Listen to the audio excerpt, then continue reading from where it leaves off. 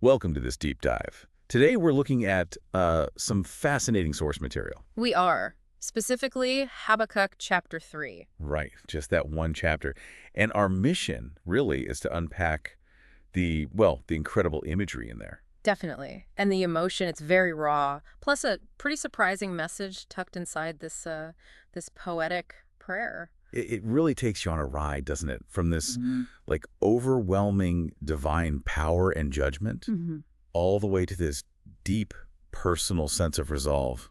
Get ready for quite a journey. It really is remarkable just within one chapter. So Habakkuk, he kind of opens this section responding to, reports he's heard about God's power, past And actions. immediately get this sense of awe, right? Maybe even like apprehension. Exactly. He's remembering these moments in history where that power was just, boom, dramatically shown. And he's praying for God to act again now in his time. Yeah, acknowledging that wrath might be coming, but still pleading for mercy amidst it all. Okay, so let's get into that imagery you mentioned.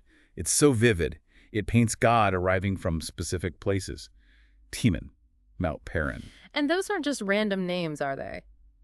For listeners maybe less familiar, these places often connect back to ancient routes of divine occurrence. Or maybe the path Israel took after Egypt. So there's this deep historical, spiritual weight behind them. Absolutely. And then the description. His glory covers the heavens, praise fills the earth, splendor like the sunrise. And rays flashing from his hand. That line always gets me. It says that's where his power is hidden. Hidden, yet somehow actively displayed right there. It's a paradox. Yeah. And what's fascinating is the sheer scale of this power. It's not just, a local event. Not at all. It says plague goes before him, pestilence follows him. He stands, and the earth shakes. Nations tremble. Think about that. The ancient mountains, the stuff you think is permanent. Right, the very foundations. Yeah, they're described as crumbling, collapsing. It suggests this power is eternal. It outlasts everything. And the text connects this to historical distress, too. Mentions Cushan and Midian feeling it. And then the intensity just ramps up with all this battle imagery. Oh, yeah. It asks, rhetorically, is God angry with rivers? With the sea? But then immediately pictures him riding horses, chariots, uncovering his bow, calling for arrows. It talks about splitting the earth, mountains writhing, floods sweeping by, the deep roaring. Wow. Even the sun and moon standing still at the glint of his weapons. Ooh. It's an overwhelming, almost terrifying picture of divine force, isn't it? Totally terrifying. But here's a really crucial insight, something important from the source material. The purpose behind it all. It's not just random destruction.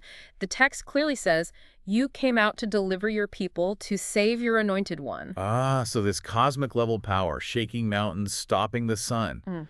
It's fundamentally about salvation. Exactly. It talks about crushing the leader of wickedness, likely the king or the power structure of the enemy nation, even turning their own weapons against them.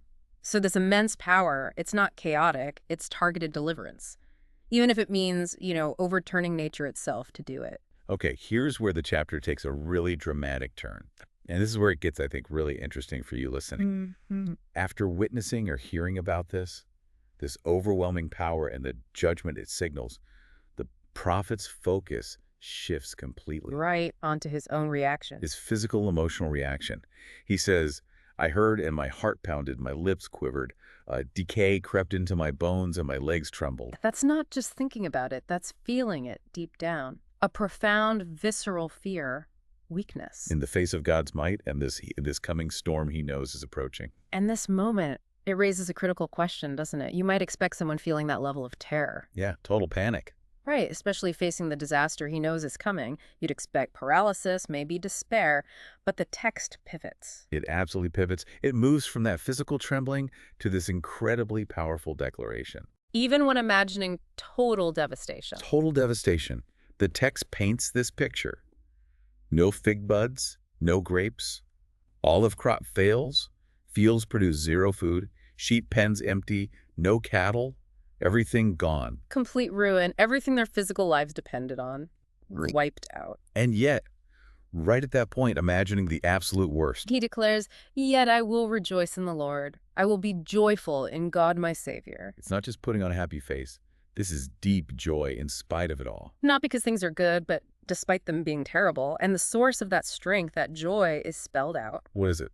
The sovereign Lord is my strength. He makes my feet like the feet of a deer. He enables me to go on the heights. Wow. So the very power that caused the fear Mm-hmm. becomes the foundation for his strength and joy when literally everything else is stripped away. Incredible resilience. What a journey, huh? From that overwhelming, frankly terrifying display of power and judgment Yeah, the trembling, the fear. to this amazing declaration of joy and strength rooted in that same power, even when facing, like you said, total loss.